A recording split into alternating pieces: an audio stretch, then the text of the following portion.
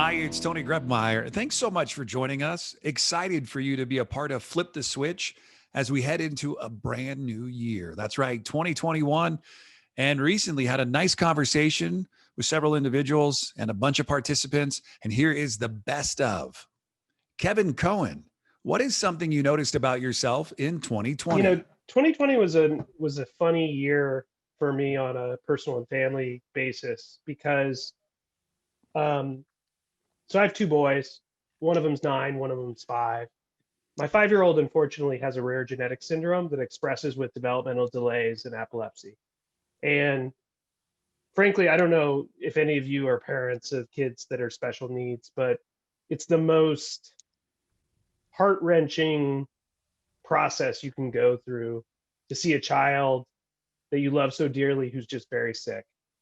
And so it was very challenging. So what really happened to us is that when COVID came on, our entire network that we built to support Gavin was just ripped away. So, everything from PT to OT to speech, all that stuff was just like put on hold. So if you're healthy, you don't even think about that stuff. But if you're going through a medical situation, your entire infrastructure has been ripped away.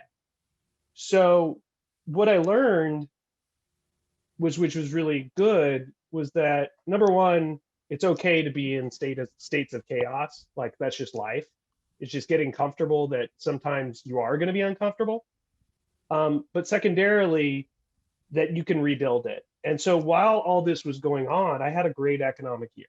So I'm very grateful for having a piece because it reaffirmed that what I'm doing, both in terms of you know online sales and demand generation, and then also in my other bucket, which is growth, helping companies with growth optimization and growth strategies, it's working. It's working in all these different buckets. So I had the resources, or I had my muse, and Tony and I talk about a muse often. This was a big conversation we had years ago. Is that I had a muse that would allow me financially to rebuild this structure that I needed. It was hard and it sucked, but I did it.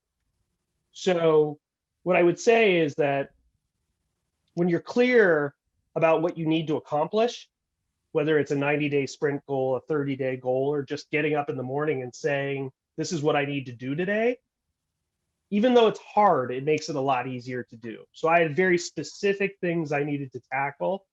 I needed to find OT resources. I needed to find PT. We needed to jump into sign language because he's nonverbal. Now I know what my next chapter is, which is implementing the ketogenic diet to help with his epilepsy. But it's just having like the being very clear about what you want, not what you think, but what you want. And so I had a lot of clarity about what I wanted. What I wanted to do was rebuild this infrastructure that this pandemic had ripped away from us. And we did it. And the reality is it cost a lot of money. It cost a lot of money. But that's what money's for.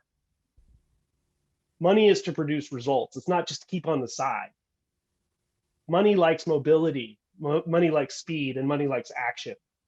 So what I did is I was able to take the windfall from my business and reinvest it into the most important thing in my life, which is my family. So I would tell you there was a lot of days where I felt really kind of shitty. And there were a lot of days where I felt really kind of sad. But every couple days we would get some progress done. And at the end of the time, I rebuilt this network using my own dollars. And yeah, a lot of people don't have that, but that's why I make this money. It's not to have fancy things or to do other things. I got to take care of my family. And that's what I did. Kevin Cohen, what do you do on a daily basis that will help you moving forward in 2021? It's a system that I developed because I needed a solution for myself. And a lot of it was around the fact that when I would have large projects at the beginning phases, it would produce a ton of anxiety for myself. So I had to create a system in which I could bite it off in small chunks. So it really was a solution that I came to because I wanted to solve a problem for myself. It really wasn't anything that crazy, but it ended up being kind of a passion project and something that I've worked on in the past a lot.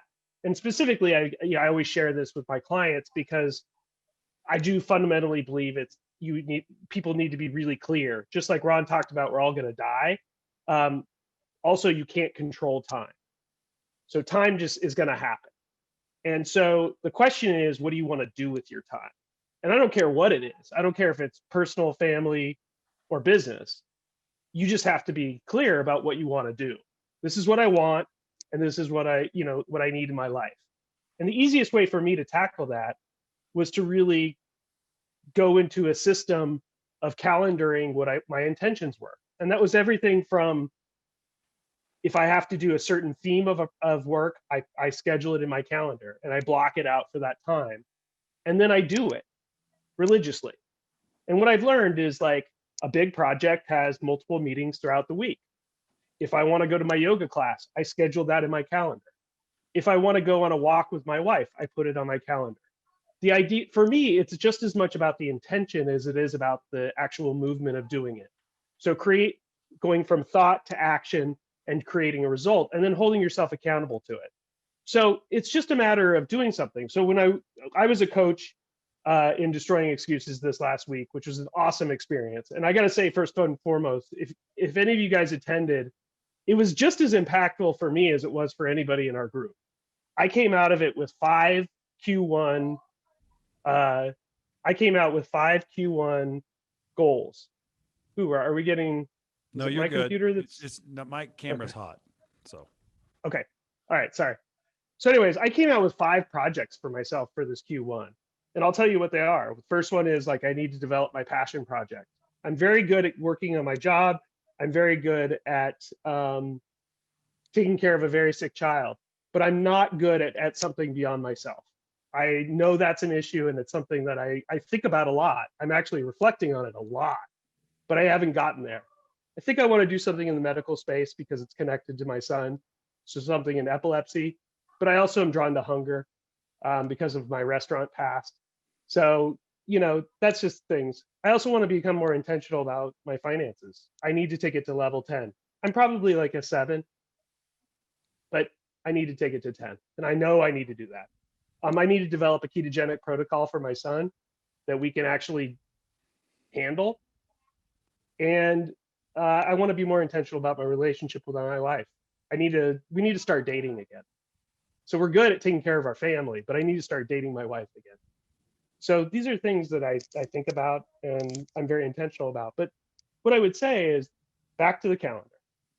If you want to get stuff done, you need to own your time as much as you can. And you need to provide just some semblance of order in your time. So if you know, for example, that you need to work on business A 20 hours a week, then schedule 3 to 4 hours a day, 5 days a week. Just put it on your calendar and then block for that specific piece. If it's at night, it's at night. If it's in the day, it's in the day. It doesn't really matter. I don't care. Come up with a system that works. Also, you want to recognize your working style. Are you a long, slow trudger, or are you a sprint worker? So, and understand when your energy goes up and your energy goes down. If you know you're good for 50-minute sprints or 25-minute sprints, schedule a task for those 25 minutes, get up, do some push-ups, go grab a cup of coffee, whatever, but have some sort of ownership over your time that's based on your characteristics. If you do that and you combine it with calendaring, and you do chunking, where you take big projects and break them up into little bites and then stick them into your calendaring, if you can get a little bit done every day, at the end of a week, you'll get a lot done. At the end of 30 days, you'll get massive things done.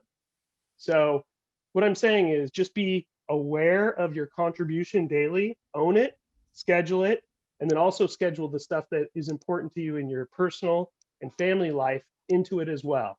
Because when you're intentional about it, it'll happen.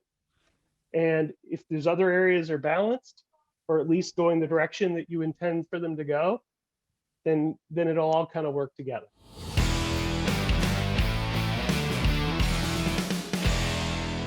Thanks for joining us today at Flip the Switch.